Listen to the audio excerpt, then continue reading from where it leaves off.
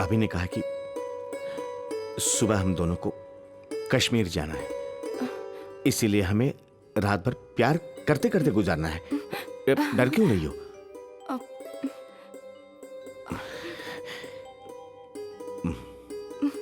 मैं तुम्हारा पति हूं और तुम मेरी पत्नी हो, और एक पति होने के नाते मैं अपना फर्ज निभा रहा हूं। Come on, come on.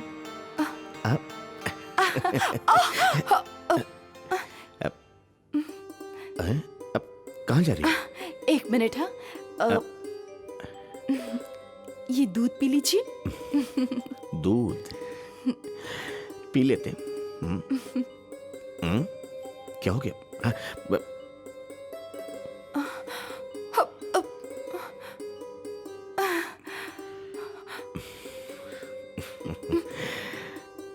तुम यहाँ क्यों खड़ी हो?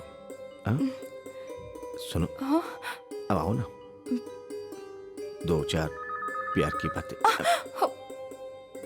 वो फोन बज रहा है, मैं अभी आई। क्या हुआ? फोन बज रहा है ना। ये फोन भी इसी वक्त आना था। हेलो हेलो दीदी, कंचन बोल रही हूँ। हाँ कंचन, शादी की सालगिरह मुबारक हो। Thank you. तुम लंदन से कब आई? आज सुबह ही तो आई हूँ। सुनो कंचन, हाँ? मैं तुम्हें सुबह फोन करती हूँ। Okay okay, bye bye.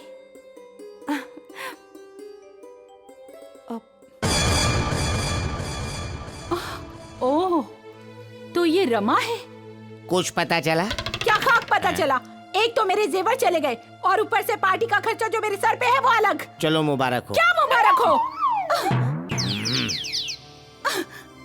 Thank you doctor, अगर आप मेरा साथ नहीं देती तो मैं ये काम कभी नहीं कर पाती। इट्स ऑल राइट, तुम्हारी बहन भी ठीक हो रही है। कहाँ तक कामयाबी मिली?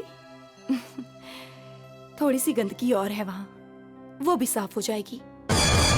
लालचंद जी, हमारी एक बात ध्यान से कान खोल के सुन लीजिए। आप एक काम कीजिए, कल लता को डिवोर्स पेपर्स के साथ यहाँ भेज दीजिए। उसकी इतनी हिम्मत, लालचंद ने तलाक के पेपर भेज दिए। लालचंद जी ने ठीक नहीं किया। भैया, अब मेरा क्या होगा? मैं तो कहीं की भी नहीं रहूंगी भैया। तो बिल्कुल चिंता मत कर, सब इंतजाम हो जाएगा, ठीक है? सिर्फ 2 लाख रुपए की बात है और इतने बड़े घर में 2 लाख रुपए तो जमा हो ही सकते हैं। हाँ, ये और बात है कि अगर किसी को लता की जिंदगी से प्यार है तो वो इतना तो कर ही सकता है। मामूली सी रकम की तो बात है।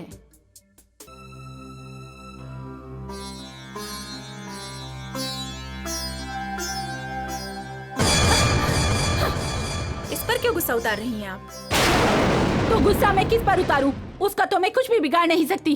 अब तो सिर्फ एक रास्ता नजर आता है कि उससे किसी भी तरह हमेशा हमेशा के लिए छुटकारा पा लिया जाए। लेकिन कैसे? जाकर उसका गला घोट दूं? दम आपके पास नहीं है, आप सब कुछ मुझ पे छोड़ दीजिए। क्यों? तू उस दिन की मार भूल गई क्या? उसी मार का तो बदला लेना है मुझे। अब तो कल आप उसकी मौत पर रोने का ड्रामा करने के लिए एक ग्लिसरीन की शीशी मंगवा लीजिए। उसकी मौत पर रोने के लिए ग्लिसरीन के झूठे आंसू नहीं बहाऊंगी, बल्कि खुशी के आंसू बहाऊंगी।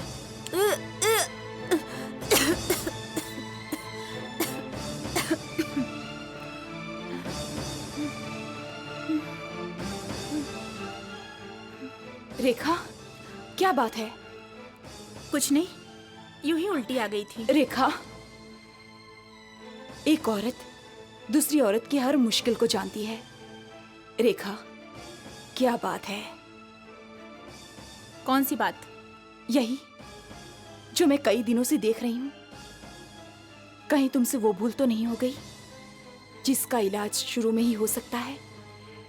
एक गलत फैसले की वजह से सारे घर की इज्जत पर धूल पड़ सकती है। मैं बच्ची नहीं हूं, तभी तो डर है।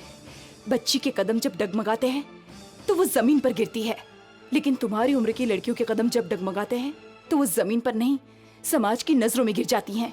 लेकिन मैं उनमें से नहीं हूं। तो फिर ये सब हुआ कैसे? इस घर की इज्जत को दांव पर लगाकर जवानी का ये खेल खेलते हुए तुम्हें शर्म नहीं आई? बोलो, जवाब दो। चुप क्यों हो गई? भाभी, हम एक दूसरे से प्यार करते हैं and he will marry me. तो फिर तुम दोनों शादी क्यों नहीं कर लेते? दीदी नहीं मानेंगी, वो मेरी शादी राजा से करना चाहती हैं। ओह, ये जिम्मेदारी मुझ पर सौंप दो और तुम उस लड़के को घर लेकर आ जाओ। भाभी को मैं मना लूंगी। ओ भाभी, यू आर ग्रेट। ये तो कमाल हो गया, शादी के लिए तुम्हारी फैमिली भी राजी हो गई, क्या बात है। ये सब छोटी भाभी का कमाल है और मैं उन्हें आज तक गलत समझती रही। ये तो तुम्हारी पुरानी आदत है, मुझे भी तो तुम पहले गलत समझी थी। अच्छा चलो घर चलते हैं। अरे बाबा, अभी नहीं, शाम के 6 बजे, याद रखना। ओफो, ये वक्त कैसे कटेगा? सपने देखते देखते। मेरा सपना तो सच हो गया है।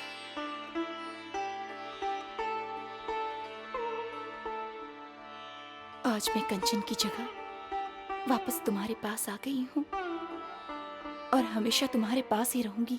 अब हाँ कंचन, बोलो। हाँ, मैं ठीक हूँ। हाँ, वो भी ठीक है। रमा, हाँ, अब हम यहां से चले जाएंगे। क्यों?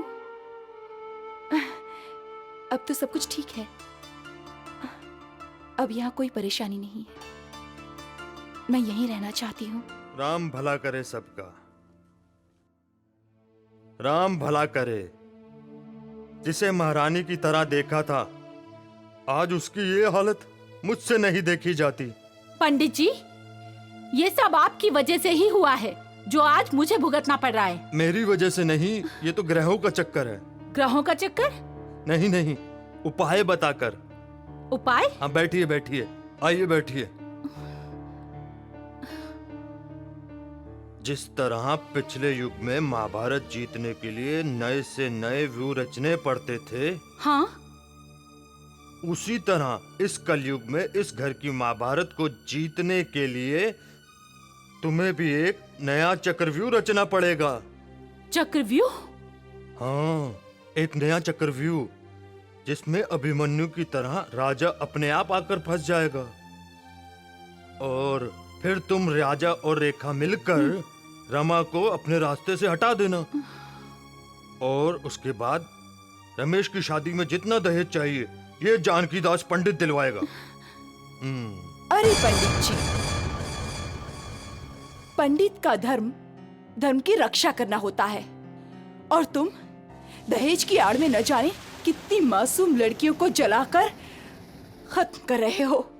मेरे मुंह मत लगना, मेरा नाम पंडित जानकीदास है और मेरा नाम है रमा। मैं पंडित नाम का ही नहीं, तेरे जैसी लड़कियों को ठीक करना भी जानता हूँ। तो मैं तुझे ठीक करूंगी। अरे तू क्या कर लेगी? मैं तुझे जेल की चक्की पिसवाऊंगी। अरे तू क्या पिसवाएगी? अरे देखो महालक्ष्मी जी, मुझे बचाओ इससे। आज तुझे कोई नहीं बचा सकता, मैं तुझे ठीक करके रहूंगी। रमा जी मुझे माफ कर दो, मैं आज के बाद ये शादी का काम ही बंद कर देता हूँ। अरे पंडित के बच्चे, अगर दोबारा यहाँ नजर आया तो जेल में भिजवाऊंगी, समझे? हाँ बंद कर दूंगा, मुझे माफ कर दो। अरे नहीं नहीं, शादी कराना तो दूर, भगवान की कसम मैं तो कुंडली देखना भी बंद कर दूंगा, बिल्कुल नहीं। राम भला करे, करेगा नहीं। अरे राम भला करे, करेगा नहीं। अरे धोती खुल गई, राम भला करे, करेगा नहीं।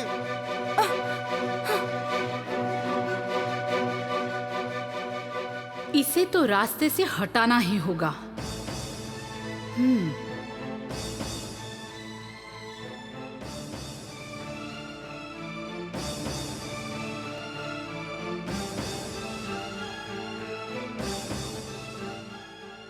अगर ये छिपकली उसे कॉफी में उबाल के पिला दूं तो?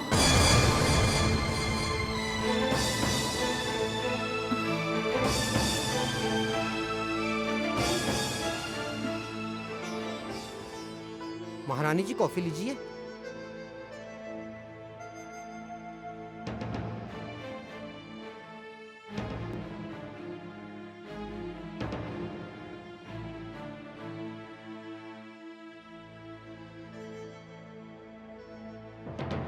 सुनिए, आपकी तबीयत तो ठीक है ना? मेरी तबीयत को क्या हुआ है? तू अपना काम कर, चल जा। जी। और सुन, जी महारानी। इधर आ। छोटी बहू ने कॉफी पी ली? कहाँ महारानी जी, वो तो मुन्ने को दूध पिला रही है। मुझसे बोली काफी दीदी को दे आना, नहीं तो ठंडी हो जाएगी।